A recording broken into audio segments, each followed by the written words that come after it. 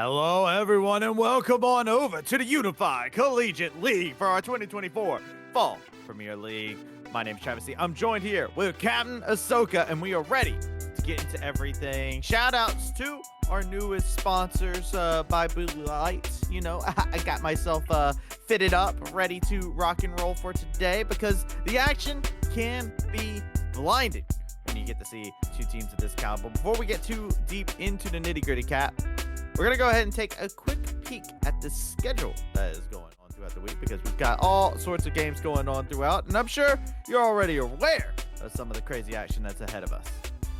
Oh, absolutely. Of course, on Mondays, we have Overwatch 2, which what we did yesterday. Today, it's all about the car soccer, which is Rocket League. And then, of course, Wednesday, we have League of Legends. Thursday is Valorant. And Friday is Super Smash Bros. Ultimate. Absolutely. I'm ready for it. I'm ready to get into some games. Today, we are inside of Rocket League. Of course, some good old car soccer to get ourselves ready to go. Got some spooky little Halloween sessions going on throughout this week. It's going to be extra spooks throughout the week. But I digress. It's going to be a fun one. And starting us off today, we have our upper finals to come about. As you can see inside the graphic. Quick thing, PSU did not 3-0 VCU. Little error on the graphic. But VCU got that 3-0. But you can see Harrisburg got themselves a 3-0 as response when they went and took on the contenders. And we're going to be watching Harrisburg versus Radford. And like I said, this is upper finals. Whoever wins this marks their spot in the grand finals. Yeah, I mean, both teams here are coming off of 3-0s. Now, of course, Harrisburg had that original first-round bye, so they only had to come away with one win over VCU, which they did in a 3-0. And now you're looking for Radford here. They started out from the very beginning there in the A3 bracket, ended up coming away with a 3-0 against UMW, went on to A8 in towards those semifinals and was able to get that 3-0 over MSUB. So Radford going 2 for 2 in the 3-0 sweeps. But their luck hasn't always been the same, as we do have other matchups that are unfolding in the lower bracket. Let's take a deeper look at Harrisburg versus Radford earlier on inside of the season when they did contend against each other. It was a 3-0 with Harrisburg Storm coming away. They are the 6-0 team inside of this conference. And, you know, you look over 2-0, 3-2, and then a 6-2. Really tells the story of, you know, they were holding on. And then game 3, it was like the momentum swings. Harrisburg is an unstoppable beast. Yep, it's definitely starting to look that way. However, if there is a team that's going to be able to take a loss to the side of Harrisburg, it is going to be Radford University. If there's a team that could do it, it is Radford. But with that being said, that remains to be seen as we still have to get into our upper finals matchup tonight to determine who's going to be going on to Grant, who is going to be going the distance first. The big question to ask yourselves, right? A little bit of revenge possibly on the minds of Radford University's players, as taking on Harrisburg Storm would be a major accomplishment just because of the fact that Harrisburg's Rocket League team has always been a nasty program. It's always hard to compete with. So I feel like Harrisburg, just in general with their collegiate program, they have such a phenomenal program that spans multiple esports. You're able to knock them down at one. It feels like you just got yourself above the bar. You know what I mean? Like, Harrisburg is like the league of excellence you want to get into. Hey, yo, all of a sudden, Radford looking kind of nice. They pick up a dub and they knock them down to the lower bracket and say, hey, rev up your engines. We'll try to keep our engines warm for you over in the grand finals. But Harrisburg, no slouch. They are giants inside the field. Yeah, again, we're going to be having some two evenly matched teams. Now, with that being said, you have to keep in mind that the last time these two teams did meet, Harrisburg ended up coming away with a 3-0. I do not see that being the case tonight. And granted, I have jinxed many a game. I was not expecting to see as many sweeps as we have. I mean, just to go over what we have so far, you know, the amount of sweeps. Again, VCU, first game of the playoffs, they managed a 3-0 against PSU. Then Radford over UMW, 3-0. And then MSUB over Penn West, 3-0. And then Harrisburg over VCU, 3-0. Then Radford versus MSUB, 3-0. The only game we had so far in the playoffs that wasn't a 3-0 was Penn West over UMW, 3-1. Yeah, it's been a momentum-based league. Just in general, the amount of 3-0s will stagger you, but right now, both sides, they've squared up. The pitch is live, and you can already see Radford says, give me that goal. Yep, and they're going to be starting off very quickly, being able to get that first goal on target, and are going to be able to get that early lead. The Storm going to come away with that 1-0 early lead. I mean, it's only been 26 seconds. 16 seconds, I'm sorry. Yeah. No, you're good. You're good. As we're looking over and a little bit of a bump over into the top of the map, you can see both sides looking to bump heads against each other and trying to get their play across, but ball not being able to leave out from Harrisburg's side as blue goal is getting tested. Here's that it is. Meanwhile, you got the ball going over towards T. Carell. Has some control and a little boost to work with. A little bit of a finicky double commit there, but still they're going to be able to recover as the ball does stay in Radford territory. Finally, you do see a little bit of a rebuttal as they try to clear this one out for Radford. Finally, it does make its way past that midfield line. It's on past. It's a glimmer of hope, glimmer of dismay for some, as you can see that ball just gently lifting in front of the goalpost. And you can see a couple swings going a little wide, going a little bit of miss, but you see both teams, they're going full send on each and every exchange. Yes, that's the only way I like to go, is that full send. Let's see if Radford has what it takes to go full send and try and equalize against the Storm, who are still continuing to hang on to that 1-0 lead, because the last thing you want to do in any series is go into the next game on a score drought. Do not want it. And we did see in the previous series, the game one was a 2-0 victory for Harrisburg Storm. That tells you a lot of the high possession game, the fact that Radford was not able to find that sense of progression, that sense of being able to find that ideal goal scoring moment. But you're seeing it time and time again. Good defense this time from Radford, but they just can't transition into offense. They're having a difficult time right now trying to find the opening here, as this ball is going to find its way back into the possession of T. Carell. It's going to get 50'd out over to Precux. Goes up high, gets 50, but still will win the exchange. Polar now going to hit this one down. Going back the other way for Radford. Off the backboard, Smurf has to try and clear this one out. Does a good job carrying it on over. Interception is good from the side of Harrisburg. Doing a good job on making sure this ball is centered up. Good tap. Polar coming in clutch. Just knocking it right on into the side, and it's almost like a little self-tap for themselves, right? They just lit it up into the air and said, you know what, I'll do a little self-value. I got it. Yeah, and it just goes to show how important positioning is, because we have seen quite a few talented shots coming from the Storm, right? I mean, they're going off the ceiling, you know, they're getting some flippery dude. I feel the flip resets, you know, they're doing all the fancy footwork, but at that time on that goal, it was just good old-fashioned positioning there, as they were able to take advantage of, unfortunately, an open net for Radford. And now, just like that, the Storm get to enjoy that 2-goal cushion. Ooh, Radford, they are itching for that shot, but yet again, right off the cross, Harrisburg has had some great defense, but they leave the net open. Hey, yo, Radford's not going to let you go by without punishing that error.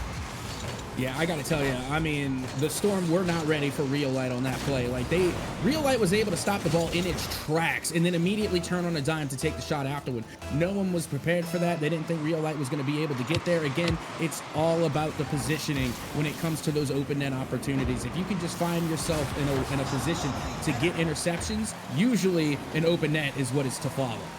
See if more feints like that can play a big part in Radford's scoring opportunities. Right now they got to deal with Harrisburg shooting and score, and TKRL finds the goal, gets a little bit of another goal. As this, yo, I want that 2-goal lead. I need that cushion, because Radford is no slouches. So they go ahead and grab that one.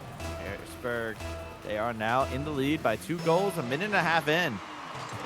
I don't know what was more impressive, the pinch or the shot placement. Because again, they get the pinch and they send an absolute screamer into the back of the net, and then it perfectly slots into the upper 90 away from the defenders.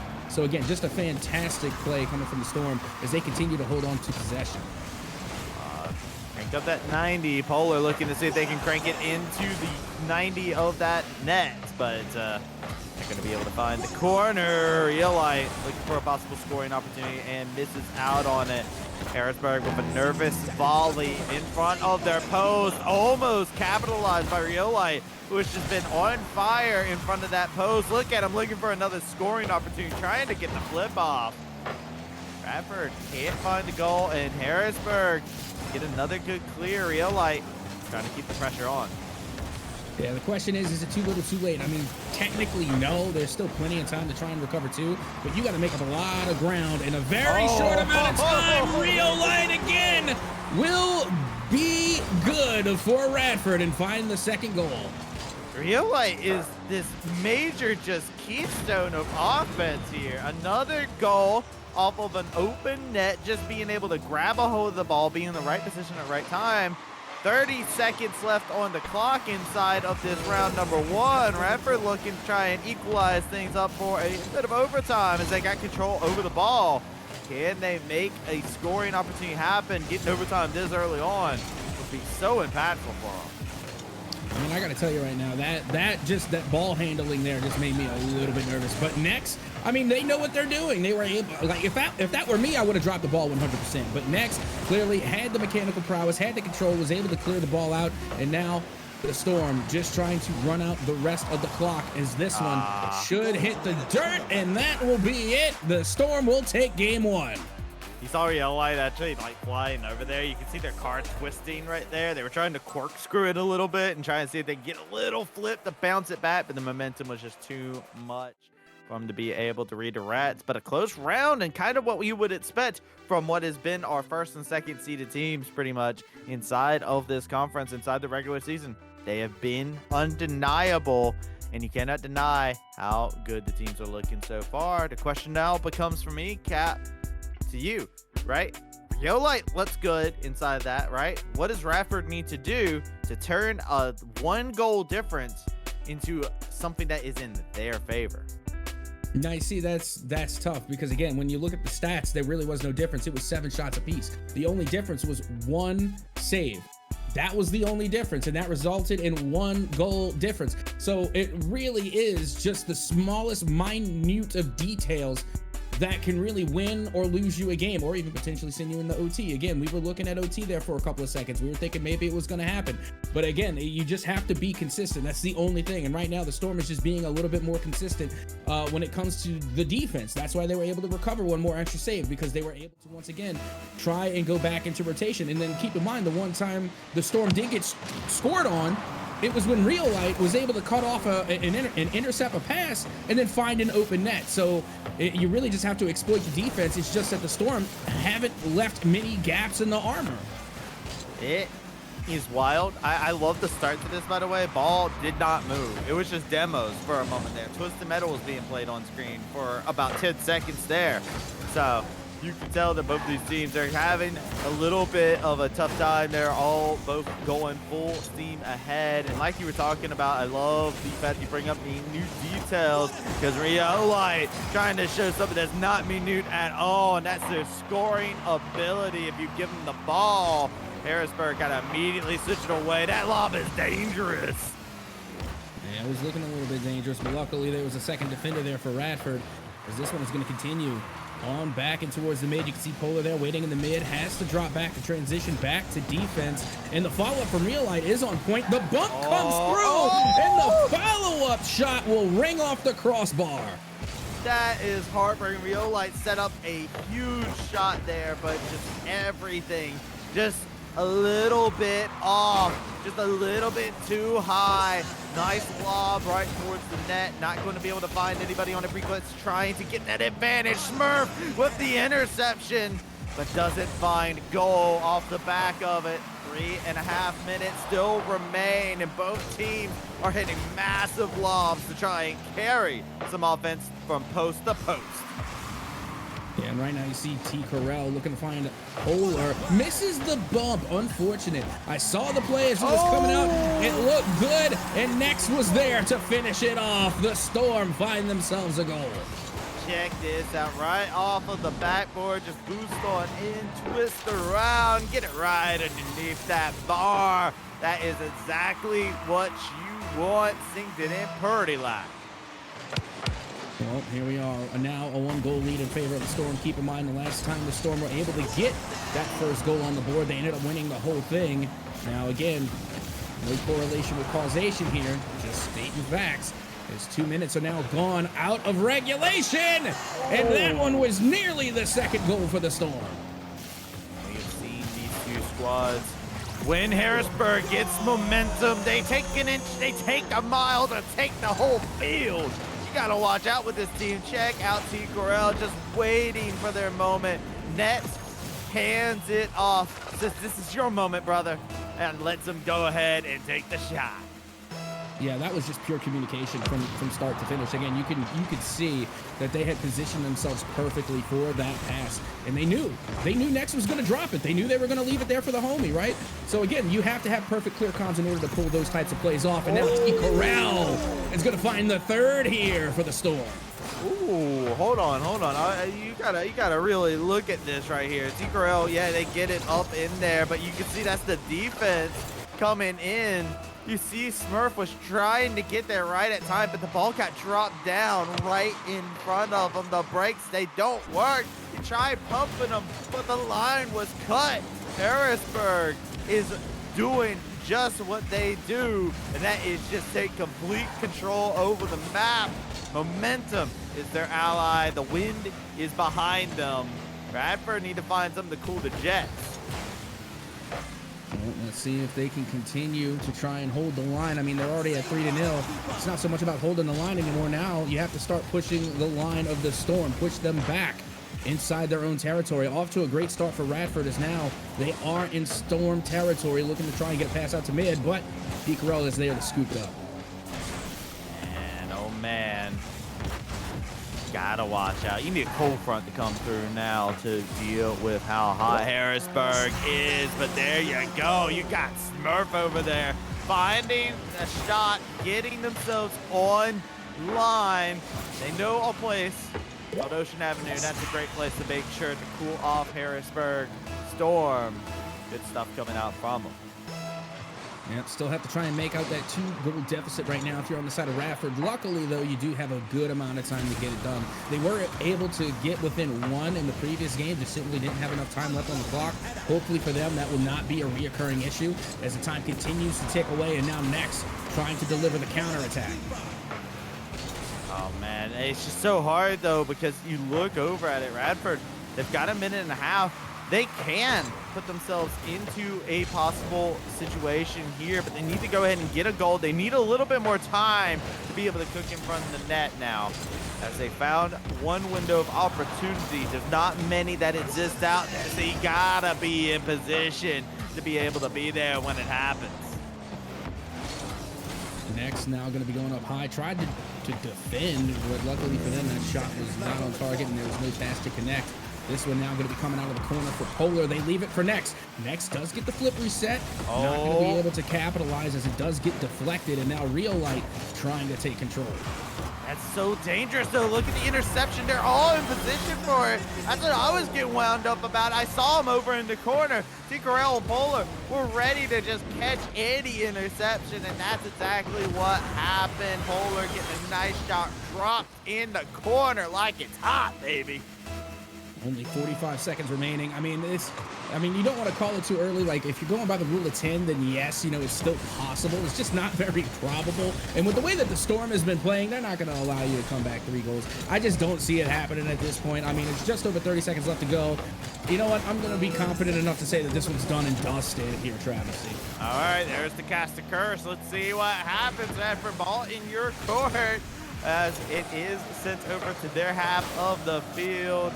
Harrisburg, though, like you were talking about, the lead that they have has every reason for them to be confident that this one should be a wrap. You have to get successive hits off pitch, and that just does not happen. And timer ticking down. That seals the deal. Radford are going to lose out on game number 2, trying to get one last goal right before the end there. And we'll finish things off. Harrisburg, they're in striking distance to remain undefeated in the championship bracket. Well, there you have it. I mean, right now, the Storm looking to once again pull out a 3-0 sweep over Radford. But this time when you're looking at it, you're looking at an 11-shot game compared to 7. is a little bit more of a significant difference than what we saw in the previous game, right? I mean, that shot count is a little bit wider. I mean, and it also led to a 4-1 victory in favor of the Storm. This time, this was about possession. It was about maintaining possession, and also it was about controlling that midfield line, because I felt for like the majority of that match, Radford were really just confined in their own half. I mean, you look at how Radford scored their goals too, right? And I think this is a really good adjustment from Harrisburg if they came in the game too. And it's like, all right, we need to make our adjustment here. When it was confined inside their own space, that's when the danger was happening, because then there are more opportunities presented. The ever so opportunistic teammates of Radford were finding moments to get it, specifically Light in game number 1. In game number 2, we saw Smurf be the person, but only open themselves up to one opportunity for the goal to come through. Those opportunities, that there is a curtain that is made of steel that is just guarding over that net, and it is called Harrisburg. That Storm, you can't get in there. There's turbulence in the area. You can't lob it. You can't shoot it. You can't go for anything long distance because it's just going to grab it. You just got to look for those moments where the ball goes a little too high, where they do a little whiff. How do you do it if you're Radford? Well, right now, honestly, I need to see a little bit more from the entire team. Like, yes, we've seen, you know, a couple of plays coming from each player. Like, Pre-Cucks had a couple saves. Smurf was able to get in there every now and again and show up in the highlight reel. Light, of course, was the first one to get on the board. You know, they had a really good game in game number 1. But I haven't seen any great team plays from Radford. However, from the Storm, it feels like every single play is coming off of an assist. Well, it's coming off of assist, but check this out. Corral hits it off the top, and it's just nets stopping it to stop the momentum, completely messed the flow up of what Radford was looking for. And then a shot. It's positioning from Harrisburg that is ever so key. Every single goal, they are always in the right place. And like you were talking about, that communication, it gotta be so clean. It's got to be. Like, I can't imagine. I mean, don't get me wrong. I'm sure that they could get to a point where they can just like know where to be in what given situation. Because once you play with, you know, with a certain team for so long, you get to become familiar with how they play. So you can kind of suspect. But some of these plays are just too good. You know, they have to be calming very well. They are making call outs and they are communicating, and then they are finding good results. The ball, carry it on back over to the field. Smurf looking for a scoring opportunity. Good one-on-one control, but right off the top with no support means that the ball goes right back over to the other side of the field. It just drove right round as they are looking to try and flush this one around. Light going in for the support, but the rest of the team gets a nasty interception, man. Oh no. An even nastier pass to follow it up. And honestly, this is what makes such a great team. Like, look, Polar gets disrupted. They get bumped. The pass is on point. The recovery. It's not about, you know, getting knocked off of track, right? It's about how you recover. It's not about missing your shot or making your shot. It's about, even if you missed a shot, how are you going to try and get that ball back in no matter what? And that's exactly what we saw from Polar. It was the dedication and the recovery that was just beautiful. Harrisburg, you know what? They've been watching some Blue Lock. You know, they got that ego speaking, right? Stealing the ball, saying, that's my ball.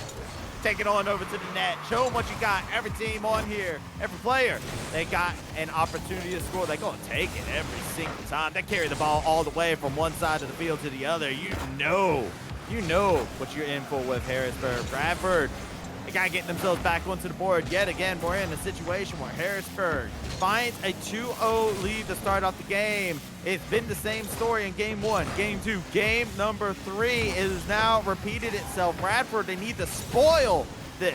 They need to say, nah, we rewriting the ending to this story. Harrisburg need to figure out a way to foil them at some event. Well, we're just coming up on halftime here.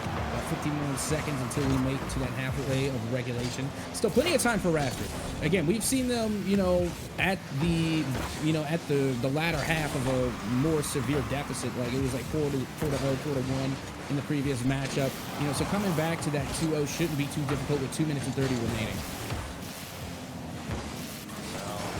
Coming in, but that's a nasty lob. Oh, that's so unfortunate. When you're all scrambling for offense, this is kind of the story that we got to see when we were looking at the board earlier on. You saw it. Just get that touch, lob it in. Nobody's playing D at all. Everybody's scrambling for that net. this is kind of feeling like the story of what we saw when Harrisburg and Radford met each other in game number 3 in the regular season.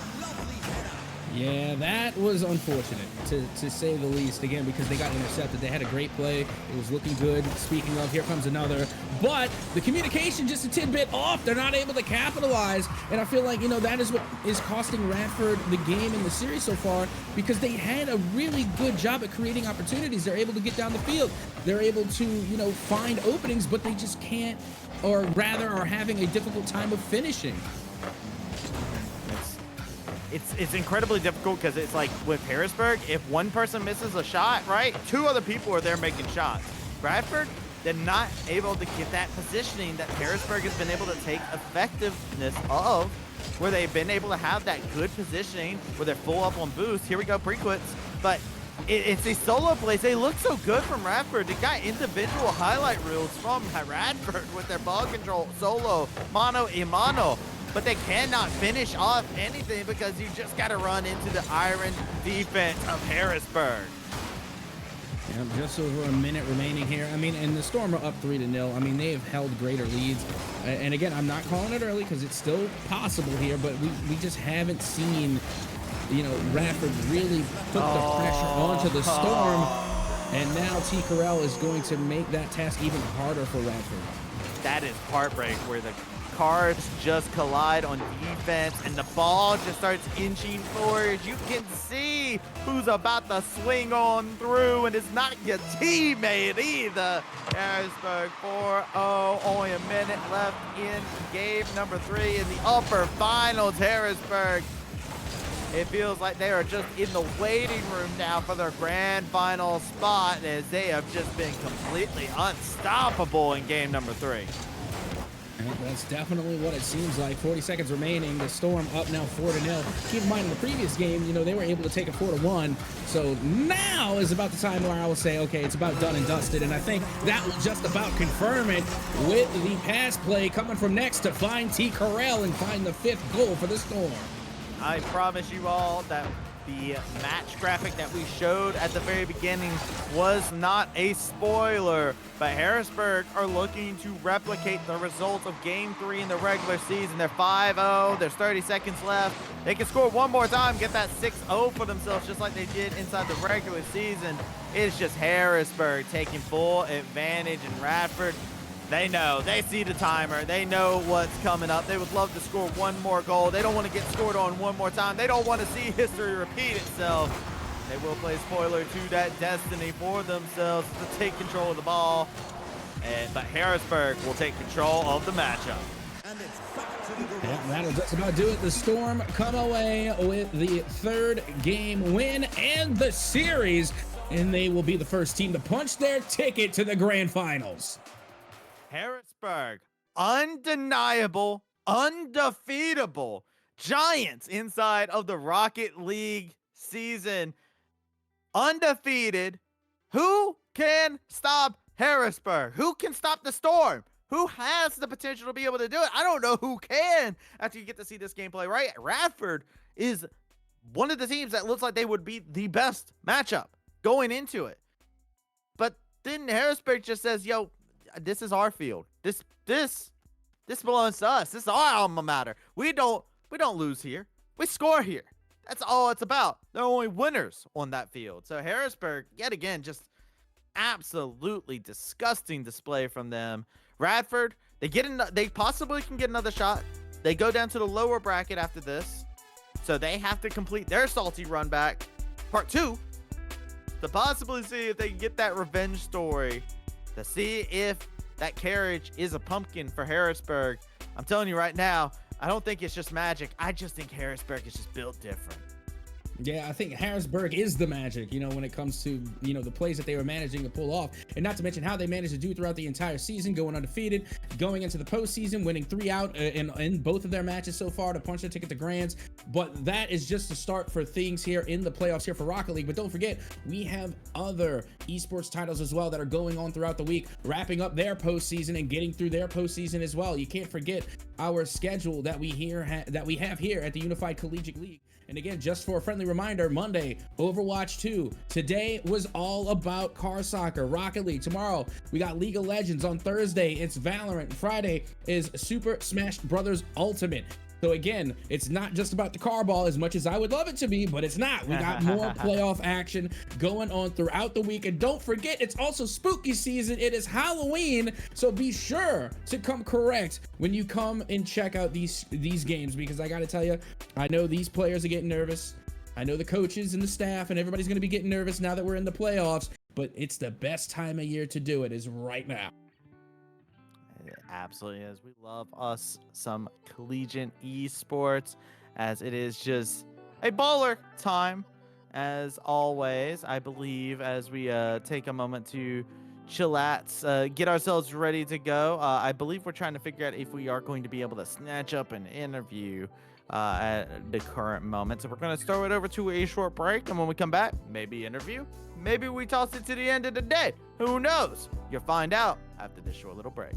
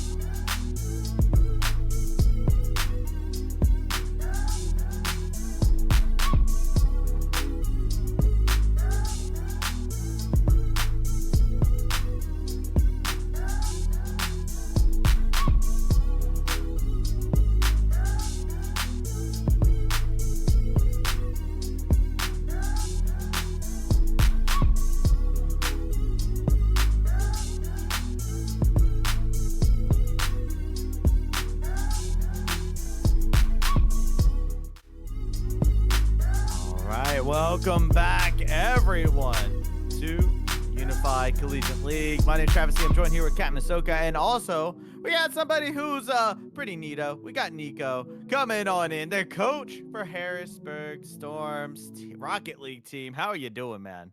Hello. I'm doing great. Thanks for having me on. Of course. And, let's go ahead and get the elephant out of the room. You guys are now in grand finals. What are celebrations looking like? Give me a little bit of a lowdown.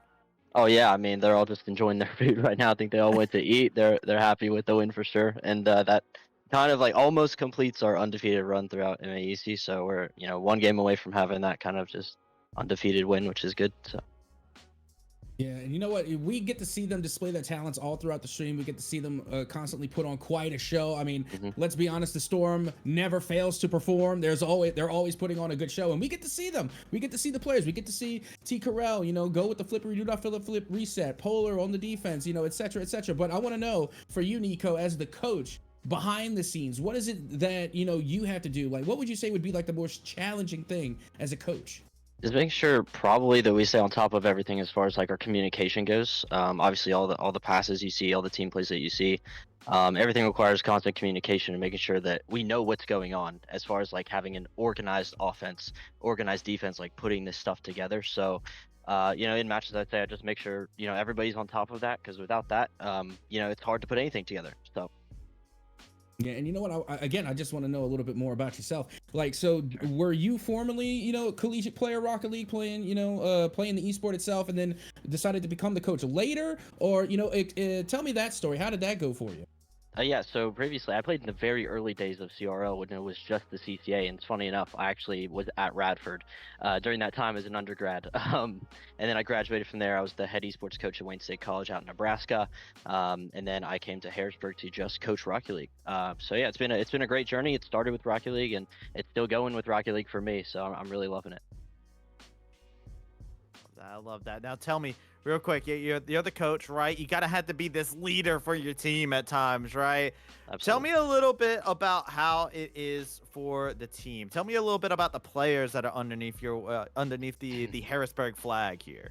Yeah, we got some really unique players. Tikar obviously having a lot of professional experience with the Sonics, the Crew, Claverity, some of those teams. We have Dan from the UK.